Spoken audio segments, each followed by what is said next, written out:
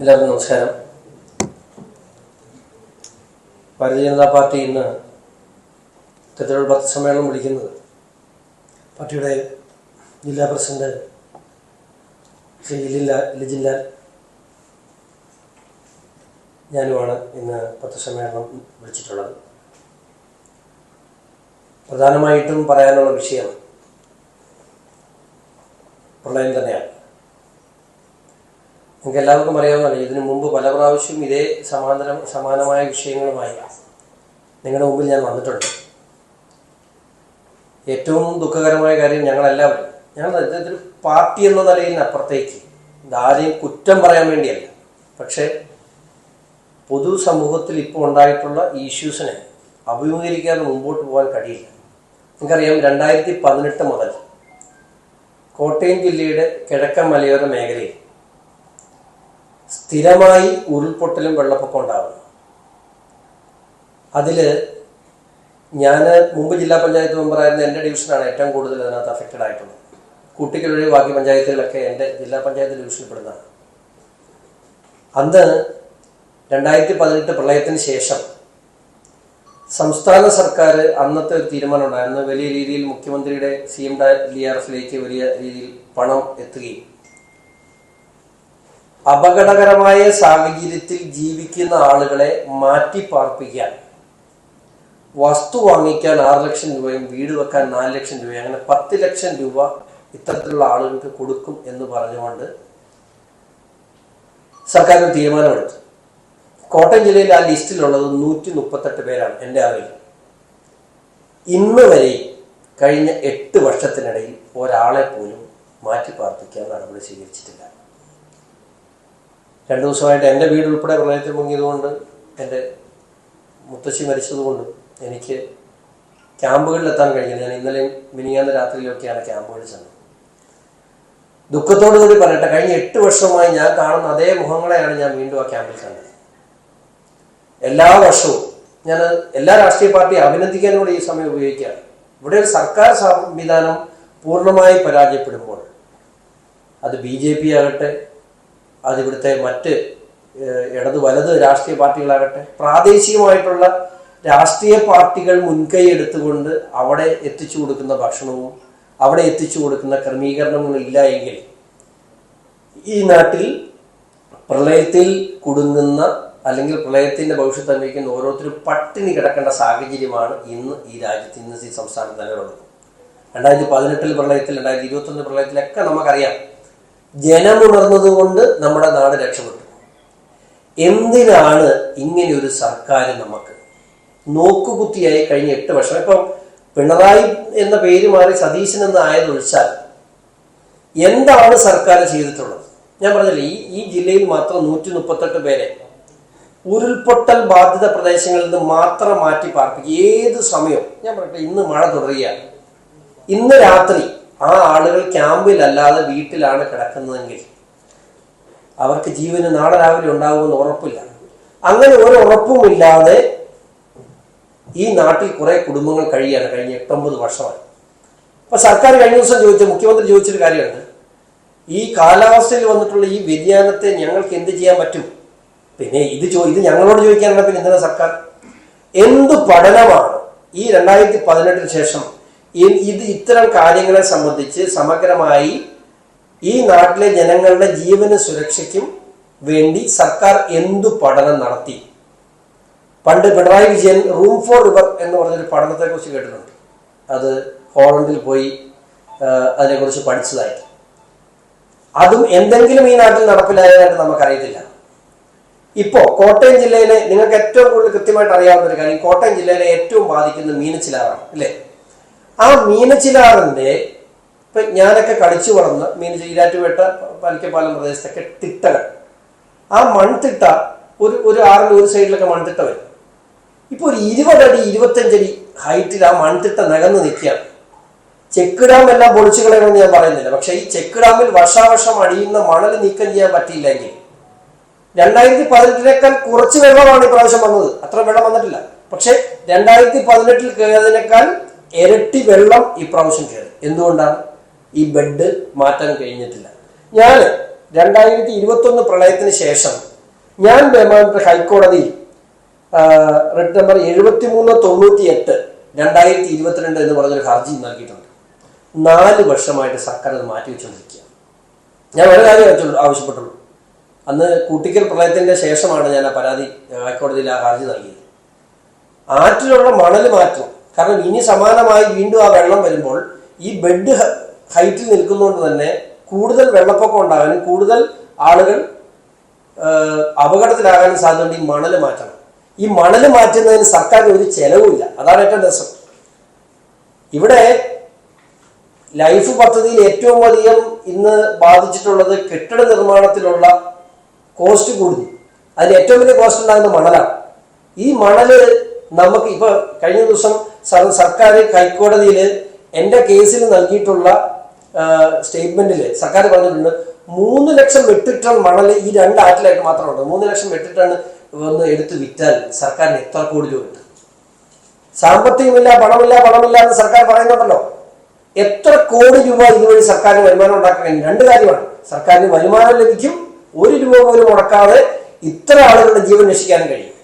മീനച്ചിലാറ് നമ്മള് കോട്ടയത്തേക്ക് എത്തിക്കഴിഞ്ഞാൽ വേമ്പനാട്ട് കായലിലിട്ട് എത്തുന്നത് 3 പുഴകളിലൂടെയാണ്. ഇന്ന് മനോരമ പത്രത്തിന്റെ റിപ്പോർട്ട് ഈ 3 പുഴകളിലെയും 85% കപ്പാസിറ്റി ഫില്ലായി. പിന്നെ എങ്ങനെയാണ് ഈ നാട്ടിൽ മുമ്പോട്ട് പോകുന്നത്? ഇത് അടുത്ത വർഷം ഇതിന്റെ പകുതി വെള്ളം വന്നത്, കാരണം ഇപ്പൊ വന്നേക്കുന്ന മണൽ കൂടെ നോക്കിയാൽ ഇതിന്റെ പകുതി വെള്ളം വന്നാൽ അടുത്ത വർഷം ഇതിനേക്കാൾ ദുരന്തമാകും ഈ നാട്ടിൽ സംഭവിക്കാൻ പോകുന്നത്.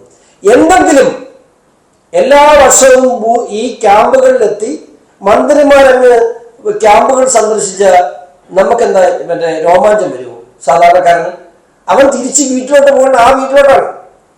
നനഞ്ഞു കുതിർന്ന് കിടക്കുന്ന വീട്ടിലുള്ള മുഴുവൻ സാധനം ഇതൊന്നും മുതലാളിയുടെ വീടുകളല്ല, പാവപ്പെട്ടവരുടെ സാധാരണക്കാരന്റെ കൂലിപ്പണിക്കാരന്റെ വീടുകളാണ്.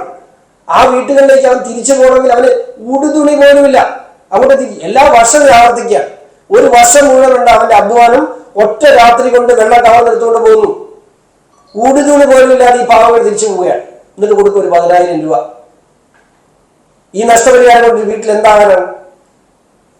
സ്ഥിരമായി വെള്ളം കയറുന്ന വീടുകൾ സർക്കാർ മാർക്ക് ചെയ്ത് അതിന്റെ ലിസ്റ്റ് ഉണ്ടാകണം. അത് 138 കോട്ടയം ജില്ലയിൽ 100 കണക്കിന് വീടുകളുണ്ട്. ഇപ്പൊ മലയോര മേഖലയിൽ മാത്രം ഉരുൾപൊട്ടൽ, മണ്ണിടിച്ചിൽ ഭീഷണിയുള്ളത് വളരെ കൃത്യമായി മാപ്പ് ചെയ്തിട്ടുണ്ട് വില്ലേജ്. അത്തരം ആളുകളെ സമയമാകുമ്പോൾ അലാറം അടിപ്പിക്കുകയല്ല ചെയ്യേണ്ടത്. അത്തരം ആളുകളെ മാറ്റിപ്പാർപ്പിക്കാൻ സർക്കാരിന്റെ പദ്ധതി ഉണ്ടാകും, നടപ്പിലാക്കാൻ സർക്കാർ സഹായിക്കണം. ആ പ്രളയ ദുരിതാശ്വാസ ഫണ്ട് വെട്ടിക്കാൻ കാണിക്കുന്ന സാമാന്യ മര്യാദ ഇവിടെ ഓരോ രാത്രിയിലും പേടിച്ചുറങ്ങുന്ന സാധാരണക്കാരന്റെ ജീവനോട് കാണിക്കണം സർക്കാർ. ഭാരതീയ ജനതാ പാർട്ടിക്ക് അതേ പറയാനോ? ഇതാരും കുറ്റം പറയാനല്ല. 8 വർഷം 9 വർഷം കഴിഞ്ഞിട്ടും ഒരു നടപടി. അവിടെ ക്യാമ്പുകളിൽ അരിയെത്തും, തുണിയെത്തും, കുറെ കാര്യങ്ങളെത്തും. പക്ഷെ അവർ തിരിച്ചു പോകേണ്ട ആ വീട്ടിലേക്കാണ്. നാളെ ഇന്നും നാളെ വീണ്ടും മഴയാണ് പ്രവചിച്ചിട്ടുള്ളത്. എങ്ങനെ വീടുകളിലേക്ക് പോകും? പല ക്യാമ്പുകളും തിരിച്ചുവിട്ടു. ആ വീടുകളിലേക്ക് പോകുമ്പോൾ ഈ സാധാരണക്കാരുടെ അവസ്ഥ എന്താ? ഇന്ന് രാത്രി വെള്ളം കയറുകയാലെന്ന് വി ഡി സതീശന് ഉറപ്പ് പറയാൻ പറ്റുമോ? ഇന്ന് രാത്രി ഉരുളപൊട്ടില്ലെന്ന് വി ഡി സതീശന് ഉറപ്പ് പറയാൻ പറ്റുമോ? അപ്പൊ അങ്ങനെ അപകട സാധ്യതയുള്ള ആളുകളെ മുഴുവൻ മാറ്റി പാർപ്പിക്കാൻ സർക്കാർ പദ്ധതി തയ്യാറാക്കണം. അതാണ് ഭാരതീയ ജനതാ പാർട്ടിക്ക് പറയാനുള്ളത്.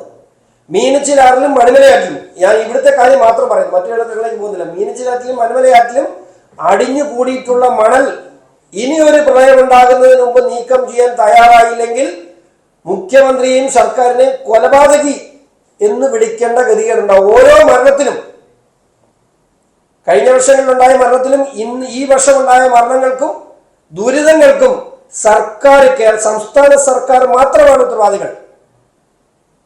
പിരിച്ചെടുക്കുന്ന പണം ശമ്പളം കൊടുക്കാൻ മാത്രമായിട്ട് ഈ നാട്ടിൽ സർക്കാർ ആവശ്യമില്ല. എന്തിനാണ് നോക്കുകുത്തിയായി ഇത്തരത്തിലുള്ള സർക്കാർ? എന്ത് ചെയ്തു? ചെയ്യാൻ തയ്യാറാകണം. ചെയ്യാൻ തയ്യാറായില്ലെങ്കിൽ ചെയ്യിപ്പിക്കാൻ ഞങ്ങൾക്ക് നിർബന്ധിതരാകും, ഒരു സംശയം വേണം.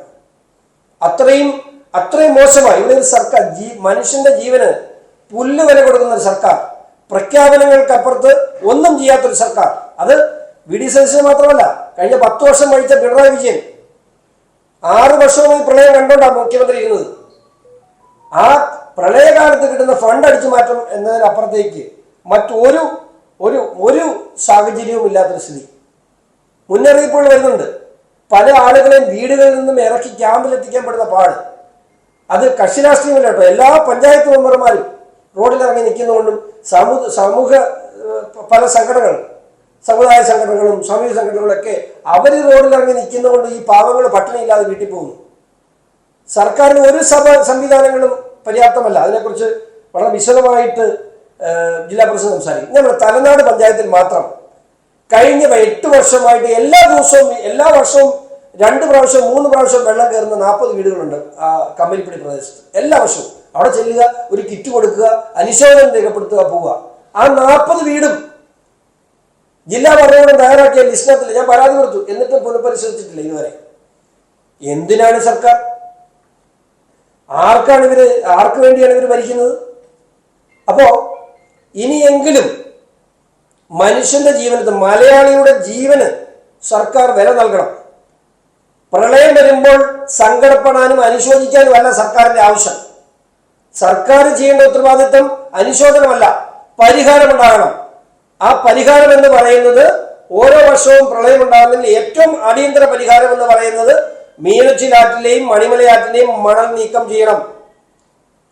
കോട്ടയം ജില്ലയുടെ കിഴക്കൻ മലയോര മേഖലയായ മേലുകാവ്, മൂന്നലവ്, തലനാട്, തീക്കോയി, പൂഞ്ഞാർത്തക്കേക്കര, കൂട്ടിക്കൽ ഉൾപ്പെടെയുള്ള പ്രദേശങ്ങളിൽ, പഞ്ചായത്തുകളിൽ ഉരുൾപൊട്ടൽ സാധ്യതയുള്ള സ്ഥലങ്ങളെ മാർക്ക് ചെയ്ത് അത്തരം സ്ഥലങ്ങളിൽ നിന്നും ആളുകളെ സുരക്ഷിതമായ സ്ഥാനങ്ങളിലേക്ക് വീടും സ്ഥലവും നൽകി മാറ്റി പാർപ്പിക്കാൻ സർക്കാർ തയ്യാറാകണമെന്ന് ഭാരതീയ ജനതാ പാർട്ടി ആവശ്യപ്പെടുന്നു.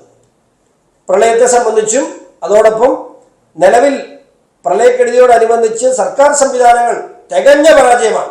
എന്നെ സംബന്ധിച്ച് ബഹുമാനപ്പെട്ട ജില്ലാ പ്രസിഡന്റ് എല്ലാ ക്യാമ്പുകളിലും ജില്ലയിൽ ഓടിയെത്തിയ ഒരു വ്യക്തിയാണ്. അദ്ദേഹം വളരെ എന്നെക്കാൾ കൂടുതൽ ആധികാരികമായി അദ്ദേഹത്തിന് പറയാൻ കഴിയും. അദ്ദേഹം സംസാരിക്കും. ഈ ക്യാമ്പുകളുടെ അപര്യാപ്തത അത് കഴിഞ്ഞ കുറച്ച് വർഷങ്ങളായിട്ട് നമ്മൾ നേരിൽ കണ്ടുകൊണ്ടിരിക്കുന്നതാണ്. ഇവിടെ ഷോൺ സൂചിപ്പിച്ചതുപോലെ ഈ കാലഘട്ടത്തിൽ വെള്ളപ്പൊക്കം ഉണ്ടാകുമെന്നുള്ളത് എല്ലാവർക്കും വളരെ കൃത്യമായി അറിയാവുന്ന കാര്യമാണ്. ഭരണ സംവിധാനങ്ങളുണ്ട്. പഞ്ചായത്തുണ്ട്, ബ്ലോക്കുണ്ട്, ജില്ലാ പഞ്ചായത്തുണ്ട്, സംസ്ഥാന സർക്കാരുണ്ട്. ഈ പഞ്ചായത്തുകളിലെല്ലാം ക്യാമ്പുകൾ നടക്കുന്ന സ്കൂളുകൾ കാലാകാലങ്ങളായിട്ട് ക്യാമ്പുകൾ നടന്നുകൊണ്ടിരിക്കുന്ന സ്കൂളുകളുമാണ്. പക്ഷെ ഒരു സ്കൂളിന്റെ പോലും ഈ ഇത്തരത്തിൽ വരുന്ന സമയത്ത് സാഹചര്യത്തെ നേരിടാൻ വേണ്ടിയിട്ടുള്ള തയ്യാറെടുപ്പുകൾ, ക്രമീകരണങ്ങൾ ചെയ്യുവാൻ വേണ്ടിയിട്ട് ഇത്രയും കാലമായിട്ട് സർക്കാരിന് സാധിച്ചിട്ടില്ല. അല്ലെങ്കിൽ അവിടുത്തെ അടിസ്ഥാന സൗകര്യം വർദ്ധിപ്പിക്കാൻ വേണ്ടിയിട്ട് ഒരു നടപടി എടുക്കുവാൻ വേണ്ടി പല ക്യാമ്പുകളിലും 250-300 ഒക്കെ ആളുകൾ താമസിക്കുന്ന ക്യാമ്പുകളുടെ ഒരു അവസ്ഥ എന്ന് പറയുന്നത് വളരെ ദയനീയമായിട്ടുള്ള സാഹചര്യമാണ്. ചില ക്യാമ്പുകളിൽ സ്കൂളുകളുടെ അടുക്കള പോലും തുറന്നു കൊടുത്തിട്ടില്ല. അവർക്ക് ഭക്ഷണം പാകം ചെയ്യുവാൻ വേണ്ടിയിട്ടുള്ള ഒരു സംവിധാനവും പ്രാദേശിക ഭരണകൂടത്തിന്റെ ഭാഗത്തു നിന്നോ അല്ലെങ്കിൽ മറ്റ് ജനപ്രതിനിധികളുടെ ഭാഗത്ത്, ഇപ്പൊ MLA ഉൾപ്പെടെയുള്ളവർ കോട്ടയത്തെ പല ക്യാമ്പുകളിലും അവർ എത്തിയിട്ടുണ്ടോ എന്ന് പോലും സംശയമാണ്. എത്താതെ എങ്ങനെയാണ് അവർക്ക് അറിയാൻ സാധിക്കുന്നത്? ആ ക്യാമ്പില് ഇപ്പോൾ കോട്ടയം നിയോജക മണ്ഡലത്തിലെ പല ക്യാമ്പുകളിലും സേവാഭാരതിയുടെ പ്രവർത്തകരാണ് ഭക്ഷണം എത്തിച്ചു കൊടുത്തുകൊണ്ടിരിക്കുന്നത്. പാറമ്പുഴയിലെ വാർഡ് മെമ്പറുടെ നേതൃത്വത്തിൽ സേവാഭാരതി പ്രവർത്തകർ മാത്രമേ അങ്ങോട്ടേക്ക് എത്തിയിട്ടുള്ളൂ. അവിടേക്ക് എത്തണമെങ്കിൽ കഴുത്തോളം വെള്ളത്തിലൂടെ വേണം ആ ക്യാമ്പിലേക്ക് എത്തുവാൻ. വിജയപുരം പഞ്ചായത്തിന്റെ വിവിധ മേഖലകളിൽ വെള്ളപ്പൊക്കം ഉണ്ടാകുമെന്നുള്ളത് എല്ലാ കാലവും അറിയാവുന്ന കാര്യമാണ്. അറ്റ്ലീസ്റ്റ് ഒരു 2 വള്ളമെങ്കിലും മേടിച്ചിട്ട് പഞ്ചായത്ത് അവിടെ വെക്കണ്ടേ ആളുകൾക്ക് പോകാൻ? എവിടുന്ന് ഈ വള്ളം പോലും സമയത്ത് കിട്ടാതെ ഉള്ള ഒരു വള്ളത്തിലാണ് ഈ വാർഡുകളിൽ പല ക്യാമ്പുകളിലും കൊണ്ടുപോയിട്ട് ഭക്ഷണം എത്തിച്ചു കൊടുക്കുന്നത്. അതിന് സമയം കൂടുതൽ എടുക്കുന്നു, സമയത്ത് എത്താൻ പറ്റാതെ വരുന്നുണ്ട്. ഈ സന്നദ്ധ സംഘടനയുടെ പ്രവർത്തകർ, സേവാഭാരതിയിലൊക്കെ പ്രവർത്തകർ നേരിടുന്ന ബുദ്ധിമുട്ടാണ് പറഞ്ഞത്. ഇത് കാണാനോ ഇതിന് പരിഹാരം ഉണ്ടാക്കുവാനോ ഒരു നടപടികളും ഇവരുടെ ഭാഗത്ത് ഉണ്ടാകുന്നില്ല എന്ന് പറയുമ്പോൾ എത്ര വർഷമായി ഇപ്പോൾ ഈ കോട്ടയം നിയോജക മണ്ഡലത്തിന്റെ MLA 15 വർഷമായി, കടുത്തുരുത്തി MLA അത്ര വർഷമായിട്ടുണ്ട്, പാലായിലോട്ട് പോകുമ്പോഴും ആയിട്ടുണ്ട്, ഏറ്റുമാനൂരിലേക്ക് പോകുമ്പോഴും ഇതുപോലെ ഇവരൊക്കെ തന്നെയാണ് ഭരിച്ചിരുന്നത്. ഇടത് UDF LDF മാറി ഇരുന്നിട്ടുണ്ടായിരിക്കും. ഇവരാണ് ഈ വർഷങ്ങളിലെല്ലാം മാറി ഇരുന്നിരുന്നത്. ഇവരാണ് ഇതൊക്കെ കണ്ടിട്ടുള്ളത്. പക്ഷെ ഈ കാണുന്നതിന് പരിഹാരം കണ്ടെത്താൻ വേണ്ടിയിട്ട് ഇവരെ കൊണ്ട് സാധിച്ചിട്ടുണ്ടോ എന്നുള്ളതാണ്. ഇപ്പോൾ വൈക്കം, ഇപ്പം വൈക്കത്ത് വെള്ളം കയറി തുടങ്ങിയിട്ടുണ്ട്. ഏറെ ദുരിതം അനുഭവിക്കാൻ പോവുകയാണ്. ഇന്ന് രാവിലെ മുതൽ വൈക്കത്ത് വെള്ളത്തിന്റെ പ്രശ്നങ്ങൾ തുടങ്ങി എന്നുള്ളതാണ് അവിടെ നിന്ന് മനസ്സിലാക്കാൻ വേണ്ടി സാധിക്കുന്നത്. അവിടെയൊക്കെ ചെന്ന് കാണുമ്പോൾ, ക്യാമ്പുകളുടെ അവസ്ഥ കാണുമ്പോൾ ശരിക്കും മനുഷ്യർക്ക് ഒരു വിലയുമില്ലാത്ത രീതിയിലേക്ക് കൊണ്ടുപോകുന്ന സ്ഥിതിയാണ്. ഇതിന് മാറണം. സ്കൂളുകളിൽ മതിയായ സൗകര്യങ്ങൾ ഉണ്ടാക്കണം, സ്കൂളിൽ അടുക്കള തുറന്നു കൊടുക്കണം, അവിടെ പാചകം ചെയ്യാൻ വേണ്ടിയിട്ടുള്ള സംവിധാനം ഉണ്ടാകണം, ഗ്യാസ് ഉൾപ്പെടെയുള്ള കാര്യങ്ങൾ അവർക്ക് കൊടുക്കണം. ഇത് കുറെ അരി മേടിച്ചു കൊണ്ട് കൊടുത്തു കഴിഞ്ഞാൽ ഇവരെങ്ങനെ കഴിക്കുമെന്നാണ് പറയുന്നത്. വളരെ ബുദ്ധിമുട്ടാണ്. രണ്ടാമത്തെ കാര്യം, ഈ ക്യാമ്പിൽ നിന്ന് വീടുകളിലേക്ക് പോകുമ്പോഴുള്ള ദുരിതം. പല ആളുകളും വന്നിരിക്കുന്നത് ഒരു സാധനം പോലും എടുക്കാൻ സാധിക്കാതെ, അയ്മണം പ്രദേശത്തൊക്കെ വന്നിരിക്കുന്നവര് അവരുടെയൊക്കെ മുഖം കണ്ടാൽ നമുക്ക് മനസ്സിലാവും. തിരിച്ച് വീട്ടിലോട്ട് പോയാലുള്ള അവസ്ഥയെ പറ്റിയിട്ട് അവർക്ക് വളരെ ബുദ്ധിമുട്ടാണ്. ഒരു സാധനം അവിടെ ഇല്ല, ഡ്രസ്സില്ല, എല്ലാം പോയിട്ടുണ്ട്, ഇലക്ട്രോണിക് ഉപകരണങ്ങൾ പോയിട്ടുണ്ട്. ഒരു മുന്നറിയിപ്പുമില്ലാതെ വെള്ളം കയറിയതിന്റെ പേരിൽ ഒന്നും എടുക്കാതെ പോകുന്ന ആളുകൾ അവരുടെ അധ്വാനം തിരിച്ചു ചെല്ലുമ്പോൾ അവർക്ക് എന്ത് സംവിധാനങ്ങൾ അവർക്ക് കൊടുത്തു വിടാൻ വേണ്ടി സാധിക്കും? ഇതിനെപ്പറ്റി ഒന്നും സർക്കാർ പറയുന്നില്ല. എന്തോ കുറച്ച് കാര്യങ്ങൾ അവിടെയും ഇവിടെയും പറയുന്നു, പ്രഖ്യാപനം നടത്തുന്നു എന്നതിനപ്പുറത്തേക്ക് ഇത് മറ്റേ KSRTCയുടെ സൗജന്യ യാത്ര പ്രഖ്യാപിച്ച പോലെ തന്നെ ഇതും ഈ പ്രളയം, ഇത് ഒരു മാസം കഴിയുമ്പോൾ ആളുകൾ മറക്കും. സേവാഭാരതി ഉൾപ്പെടെ അല്ലെങ്കിൽ RSS BJPയുടെ ഒക്കെ പ്രവർത്തകര് സന്നദ്ധ സംഘടനകളൊക്കെ ഉള്ളത് കൊണ്ട് അവർ പോയി ക്ലീൻ ചെയ്യും, വൃത്തിയാക്കും, ആളുകളെ കയറ്റി താമസിപ്പിക്കും. അതങ്ങനെ നടന്നുകൊള്ളും. അത് കഴിഞ്ഞ ഒരു 6-7 വർഷമായിട്ട് സ്ഥിരമായി നടക്കുന്ന ഒരു പ്രോസസ്സാണ്. അവരത് ചെയ്തോളും എന്നുള്ള ഇതിലാണ് MLA-മാരും ജില്ലാ പഞ്ചായത്ത് മെമ്പർമാരും ബാക്കി പ്രാദേശിക ഭരണകൂടങ്ങൾ ഉൾപ്പെടെ നിൽക്കുന്നത് എന്നുള്ളത് നമുക്ക് നേരിട്ട് താഴേക്ക് ചെല്ലുമ്പോൾ മനസ്സിലാകുന്ന കാര്യമാണ്.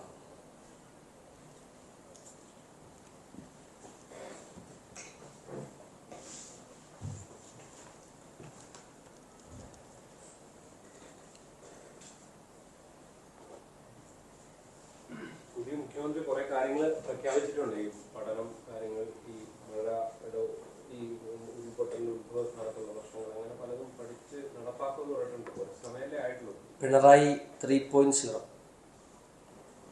അതാണ് അതിൻ്റെ ഉത്തരം. പിണറായിയും കുറെ പഠിച്ചിരുന്നു, ഒന്നും കണ്ടില്ല, അതുകൊണ്ടാണ് വന്ന പത്രസമ്മേളനം നടത്തേണ്ടത്. ഇത്തരം സാഹചര്യങ്ങളെ നേരിടുകയല്ല, പരിഹാരം ഉണ്ടാക്കണം. ഇത് ആവർത്തിക്കപ്പെടും സ്വാഭാവികമായിട്ട്. 20-25 വർഷം കേരളത്തിൻ്റെ ക്ലൈമറ്റ് ഇങ്ങനെയായിരിക്കും. കേരളത്തിൽ ജൂലൈ, ഓഗസ്റ്റ്, സെപ്റ്റംബർ മാസങ്ങളിൽ ഇത്തരത്തിൽ ഒരു പ്രളയമുണ്ടാകും. ഏറ്റവും ഭീകരമായ കാര്യം ഇപ്പോൾ ഉണ്ടായേക്കുന്ന ഈ മഴയിൽ 10% കര തൊട്ടത്, 90% അറബിക്കടലിലാണ് പെയ്തത്. കഴിഞ്ഞ ദിവസം റിപ്പോർട്ടുണ്ടായിരുന്നു. അതിലൊരു 10% കൂടെ കേരളത്തിൻ്റെ കര തൊട്ടിരുന്നെങ്കിൽ എന്ത് ചെയ്യുമായിരുന്നു ഈ സർക്കാർ? ഇവർക്ക് എന്ത് ചെയ്യാൻ കഴിയുമായിരുന്നു? ഇപ്പോൾ അടുത്ത ചക്രവാത ചുഴി വരുന്നു പറയും. ചിലപ്പോൾ ഞങ്ങളുടെ മേഖലയിലൊക്കെ ചില പഞ്ചായത്തുകൾ ഒഴുകിപ്പോറിയോ അത്തരത്തിൽ മഴ പെയ്താൽ. കഴിഞ്ഞ ദിവസം വടശ്ശേരിക്കരയിൽ പെയ്തത് 303 മില്ലിലിറ്റർ മഴയാണ്. പൂഞ്ഞാറിൽ പെയ്തത് 152. അത് തിരിച്ചാണെങ്കിൽ കോട്ടയം ജില്ല കാണില്ല. ജനത്തിന് ഞാൻ പറയും, എൻ്റെ വീട്ടിൽ രാത്രി 3:30 എൻ്റെ ബാങ്കിൻ്റെ സെക്യൂരിറ്റി വന്ന് പപ്പായെ വിളിച്ചുകൊണ്ടാണ് പപ്പ അറിഞ്ഞത്. പപ്പ എഴുന്നേൽക്കുമ്പോൾ കാല് കുത്തിയത് വെള്ളത്തിലോട്ടോ, വീടിനകത്ത്, അറിഞ്ഞില്ല. അത് കഴിഞ്ഞ ഒരു 4 ദിവസത്തിൻ്റെ പറഞ്ഞു. രാത്രിയിൽ അലാറം കൊടുത്തു, മുഴുവൻ ഗ്രാമപഞ്ചായത്ത് മെമ്പർമാരെ റോഡിലിറക്കി നിർത്തി, ആളുകളെ വിളിച്ചെഴുന്നേൽപ്പിച്ച് ക്യാമ്പിലോട്ട് മാറ്റി. ഇങ്ങനെ കുറേ കാര്യങ്ങൾ കുറേ നല്ല മനുഷ്യർ ചെയ്തതുകൊണ്ടാണ് അപകടം ഇത്രയും ഒഴിവായത്.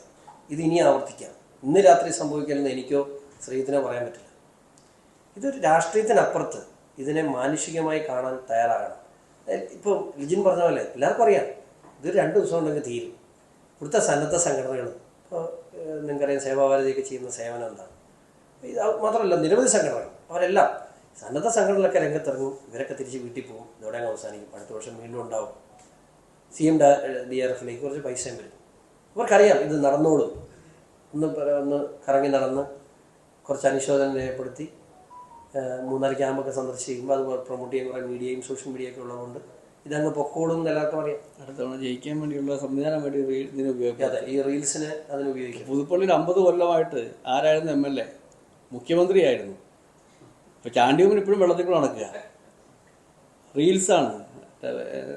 മറ്റേ സിനിമയുടെ മോഹൻലാലിന്റെ പാട്ടിട്ടിട്ട് എത്ര കൊല്ലം മുഖ്യമന്ത്രിയായിരുന്നു?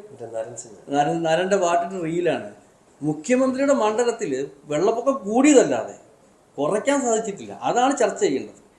അല്ലാതെ ഇതിനൊന്നും പരിഹാരമില്ലാത്തല്ലോ. ഞാൻ പറഞ്ഞില്ലേ, ഈ 3 സതീശന്റെ തന്നെ പാർട്ടിയുടെ നേതാവായിരുന്നു മുഖ്യമന്ത്രി. മീനച്ചിലാറിന്റെ ഈ 3 നദികളിൽ നിന്നും എക്സ്കവേറ്റ് ചെയ്ത് അതിന്റെ ബെഡ് ക്ലിയർ ആക്കിയാൽ ഇപ്പോൾ ഇന്ന് കോട്ടയത്ത് ഉള്ള ഈ ഇഷ്യൂ ഇപ്പോൾ അയ്മൻ ഉൾപ്പെടെയുള്ള പഞ്ചായത്തിൽ ആ ഇഷ്യൂ ഇല്ല. വേമ്പനാട്ടുകാലിലേക്ക് വെള്ളം സുഖമായി ഒഴുകി പോകും. ഇപ്പോൾ പൂഞ്ഞാറിൽ നിന്നും വെള്ളം ഇറങ്ങി പാലായിൽ പിറ്റേ ദിവസം ഒരു 4-5 മണിക്കൂർ കൊണ്ട് പാലായിലാണ്. പാലായിൽ ഒരു ദിവസം ആണ് വെള്ളം നീങ്ങുന്നത്. പാലായിൽ നിന്ന് കിടങ്ങൂരേക്ക് വരുമ്പോൾ അത് 2 ദിവസമാണ്.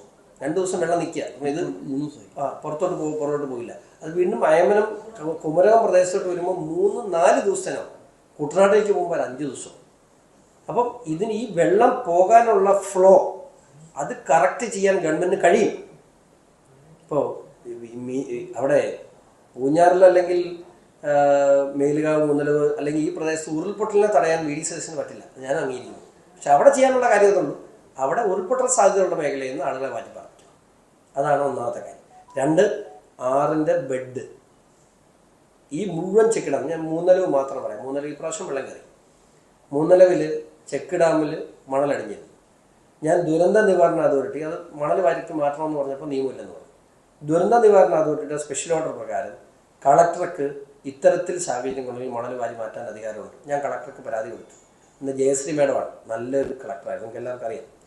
പക്ഷേ ഇത് എങ്ങനെ ചെയ്യാമെന്ന് വെച്ചാൽ ഞാൻ ആ ഓർഡറിൻ്റെ കോപ്പി കൂടെ മേഡത്തിന് കൊടുത്തു. മേഡം അത് അങ്ങനെ തന്നെ എൻ്റെ പരാതിന്മേൽ ഇത് ഇറിഗേഷൻ വകുപ്പിനോട് വാരി മാറ്റാൻ ഓർഡർ കൊടുത്ത് അവരത് ലേലം ചെയ്തു. 36 ലക്ഷം രൂപ കിട്ടി. മൂന്നല പോലെ ഒരു കുഞ്ഞ് പഞ്ചായത്തിലെ ഒരു ചെക്ക് ഡാമിൽ നിന്നും മണൽ വാരി നീക്കി ഇപ്പോൾ 36 ലക്ഷം രൂപ കിട്ടി. കഴിഞ്ഞ 2 കൊല്ലം അവിടെ, കഴിഞ്ഞ 1 കൊല്ലം അവിടെ വീണ്ടും വെള്ളം കയറിയില്ല. ഈ പ്രാവശ്യം പിന്നെ അതിനെയും ഓവർകം ചെയ്ത് വെള്ളം വന്നു. പക്ഷെ സർക്കാരിന് അത്ര പണം കിട്ടി. അവിടുത്തെ അടിസ്ഥാന പ്രശ്നങ്ങൾ അവിടെ മാറിയിരുന്നു. അങ്ങനെ പാലാ വരെ 17 ചെക്ക് ഡാമുകളുണ്ട്. അവിടെ കിടക്കുന്ന മണൽ എത്രയാണ്? ശരിക്കും ഇത് പറഞ്ഞാൽ ഈ മണൽ വാരാത്തതിൻ്റെ പുറകിലും ചില താല്പര്യക്കാരുണ്ട്. കാരണം ഈ മണൽ വാരിയാൽ കേരളത്തിൻ്റെ ക്വാറി മാഫിയയ്ക്ക് എംസാൻഡും പീസാൻഡും പോലുള്ള കാര്യങ്ങൾ വിൽക്കാൻ കഴിയില്ല. അതുകൊണ്ടാണ് കഴിഞ്ഞ കുറേ കാലമായി മണലെ തൊടാത്തത്. ഞാൻ പറഞ്ഞിട്ട് ഈ ഒരൊറ്റ കേസ്, ഞാൻ കൊടുത്തിട്ടുള്ള ഈ കേസിൽ സർക്കാർ തയ്യാറാണെന്ന് പറഞ്ഞാൽ ഹൈക്കോടതി ഓർഡറാവും. ഞങ്ങൾ മണൽ വരാൻ തയ്യാറാണ് എന്ന് സർക്കാർ പറഞ്ഞാൽ ഹൈക്കോടതി ഓർഡറാവും. പിന്നെ ആരും തടയാനില്ല, സർക്കാരിന് തല ഇരിക്കില്ല, പാരിസ്ഥിതിക പ്രശ്നങ്ങൾ വരില്ല. പണ്ട് നമ്മുടെയൊക്കെ ചെറുപ്പത്തിൽ ഓർക്കുന്ന ഒരു കാര്യമുണ്ട്, ഈ വള്ളത്തെ വന്ന ആളുകൾ മണൽ വരുന്നു. ആ കാലത്ത് യാതൊരു പ്രശ്നവും നമ്മുടെ നാട്ടിലായിരുന്നു, കാരണം വെള്ളം ഫ്ലോ ഉണ്ടായിരുന്നു. അതാണ് പ്രശ്നം.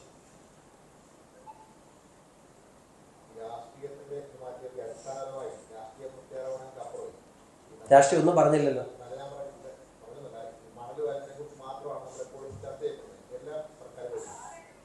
പുഴകൾ കയ്യേറിയത് നമ്മുടെ അശാസ്ത്രീയമായ നിർമ്മാണ പ്രവർത്തനം. പാലായ്ക്കും ഈ അറ്റുപട്ടക്കട പാലങ്ങാട്ട് പാലത്തുണ്ട്. ആ പാലത്തിന്റെ ഭാഗത്ത് നിന്നും വെള്ളം കയറുന്നുണ്ട്. ഇത് അവിടുത്തെ ഒരു ഉദാഹരണം മാത്രമാണ് ഞാൻ പറഞ്ഞത്.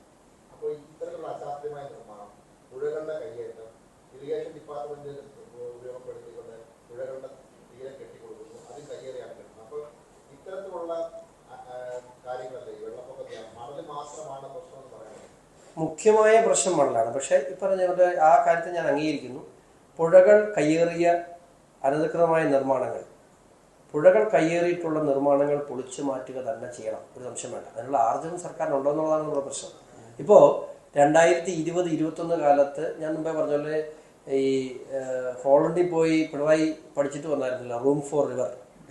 എവിടെയെങ്കിലും ഡച്ചിൽ, അവിടെ ഡച്ച് മാതൃകയിൽ റൂം ഫോർ റിവർ എന്ന പദ്ധതി നടപ്പിലാക്കുമെന്ന് പിണറായി വിജയൻ പ്രഖ്യാപിച്ചായിരുന്നു. അതിനുശേഷം അദ്ദേഹം 5 വർഷങ്ങൾ അധികാരത്തിലുണ്ടായിരുന്നു. ഒന്നും നടപ്പാക്കി നമ്മൾ കണ്ടില്ല. അത് ചെയ്യണം തീർച്ചയായിട്ടും. പഴയ സർവേ പ്രകാരം ഇത്തരത്തിലുള്ള ഈ പുഴകൾക്ക് കയറി ഒഴുകാൻ, ഞാനിപ്പോൾ എത്രയോ കണ്ടങ്ങൾ നികത്തിയതെല്ലാം സാധൂകരിച്ച് പണം മേടിച്ചുകൊണ്ട് അതിനെല്ലാം സാധൂകരിച്ച് നിലവാക്കി കൊടുത്തില്ലേ. ഇപ്പോൾ ഇന്നലെ കുമ്മനരായിട്ടും പറഞ്ഞൊരു കാര്യമുണ്ട്, ആറന്മുളയിൽ എയർപോർട്ട് ഉണ്ടായിരുന്നെങ്കിൽ തിരുവല്ല എന്ന പട്ടണം ഇന്ന് കാണില്ലായിരുന്നു. അതിൻ്റെ പാരിസ്ഥിതിക പ്രശ്നങ്ങളെ പഠിക്കണം. വികസനം പാരിസ്ഥിതിക പ്രശ്നത്തിൻ്റെ പേരിൽ എതിരിക്കില്ല, പക്ഷേ വികസനത്തിൻ്റെ പേരിൽ പരിസ്ഥിതിയെ മൊത്തത്തിൽ ദുർബലപ്പെടുത്തുന്ന നടപടി സ്വീകരിക്കാൻ പാടില്ല എന്ന് തന്നെയാണ് ഇന്നലെ രാജേട്ടൻ എന്നെ സംബന്ധിച്ച് വളരെ വിശദമായി പറഞ്ഞു. കൃഷിയില്ല, കൃഷി എന്തായാലും ഇവിടെ കിട്ടില്ല, നെല്ല് മണം കിട്ടില്ല, അത് കൃഷി ചെയ്യാതെ പോകുന്നു. അത് ഇതിന് കാരണമാണ്. കൃഷിയെ പ്രോത്സാഹിപ്പിക്കണം, ഇതൊന്നും ചെയ്യുന്നില്ല. ആരെ ചെയ്യേണ്ടത്? ഞാൻ പറയാം, ഇപ്പോൾ ഈരാറ്റുപേട്ട പാലാ റൂട്ടിലെ പാലങ്ങളെല്ലാം വളരെ കൃത്യമായിട്ട്, ഇപ്പോൾ വട്ടോളിക്കടവ് പാലം, ഈ പാലങ്ങളൊക്കെ 6 കയ്യേറി ചെയ്തിട്ടില്ല. കൃത്യമായി ഫ്ലഡിന്റെ പഠനത്തിന്റെ അടിസ്ഥാനത്തിൽ ആ പാലമൊക്കെ നോക്കിയാൽ എല്ലാ ഹൈറ്റിലാണ് നിൽക്കുന്നത്. അതിനെ ഓവർകം ചെയ്തുകൊണ്ട് വരുന്നത് അടിയിലത്തെ ബെഡ് ഹൈറ്റിലായതുകൊണ്ടാണ്. ആ ബെഡ് മാറിയാൽ പാലാ ടൗണിൽ കയറുന്ന വെള്ളം 5 അടിയാണ്. 5 അടി താക്കാനുണ്ട് പാലായിൽ. ഈരാറ്റുപേട്ടയിൽ 5 അടി താക്കാനുണ്ട്. എല്ലായിടത്തും കയറുന്ന വെള്ളം ഈ റോഡിൽ നിൽക്കുന്ന 5 അടി 6 അടി ഹൈറ്റാണ്. അത്രയും ഹൈറ്റിൽ തീർച്ചയായിട്ടും 6ന്റെ ബെഡിൽ മണൽ മാത്രം അടിച്ചിട്ട് 5 അല്ല. ഇപ്പൊ പനിക്കപ്പാലം പ്രദേശത്തൊക്കെ ഒരു 10-15 അടിക്ക് മുകളിൽ മണലാണ്. ആഴമില്ല അവിടെ, ആഴമില്ല. അപ്പൊ ഇന്ന് മനോരമയുടെ ഫ്രണ്ട് പേജിൽ ഒരു ആധികാരികമായ റിപ്പോർട്ട് പറഞ്ഞിട്ടുള്ള 85% കപ്പാസിറ്റി പുഴയുടെ 85% കപ്പാസിറ്റി, 15% കപ്പാസിറ്റിയിലാണ് ഈ വെള്ളം വരുന്നത്. പിന്നെ അത് ആ 85% വെള്ളമാണ് ഈ റോഡിന്റെ മണ്ടലിൽ നിൽക്കുന്നത്. അപ്പൊ അതിന് പരിഹാരം കാണണ്ടേ? കഴിഞ്ഞ സർക്കാർ ഇടയ്ക്കൊന്ന് മണ്ണൊക്കെ മാറ്റാൻ തുടങ്ങിയായിരുന്നു. എവിടെയാ പ്രായോഗികമായി എവിടെ നടപ്പിലായി? ഇത് എന്തിനാ? ഇതിനിപ്പോ തടസ്സമൊന്നും ഇല്ലല്ലോ. നല്ല സുന്ദര മണലല്ലേ. ഇത് പെറുക്കി ആ താലൂക്ക് ഓഫീസിലോട്ട് ഇട്ടിട്ട് ലേലം ചെയ്ത പാവപ്പെട്ട മേടിച്ചോണ്ട് പോയല്ലേ. 50-55 രൂപയ്ക്കല്ലേ ഇപ്പൊ എംസാൻഡും ബീസാൻഡും ഒക്കെ മേടിക്കുന്നത്. അതിനേക്കാൾ എത്ര സുന്ദരമായ മണലായത്. ലൈഫ് പദ്ധതിക്ക് വീട് വെക്കാൻ കൊടുക്കാൻ മേലെ ഈ മണല്. ലൈഫ് പദ്ധതിയിൽ ആ തുകയിൽ വീട് വെക്കാൻ ഈ പണം കൊടുത്താൽ, ഈ മണലെടുത്ത് അവർക്ക് കൊടുത്താൽ ആ കെട്ടിട നിർമ്മാണത്തിന്റെ എത്ര ശതമാനം പണം ലാഭിക്കാം? കൂടുതൽ വാർത്തകൾക്ക് news 18 Keralam YouTube channel subscribe ചെയ്യുക.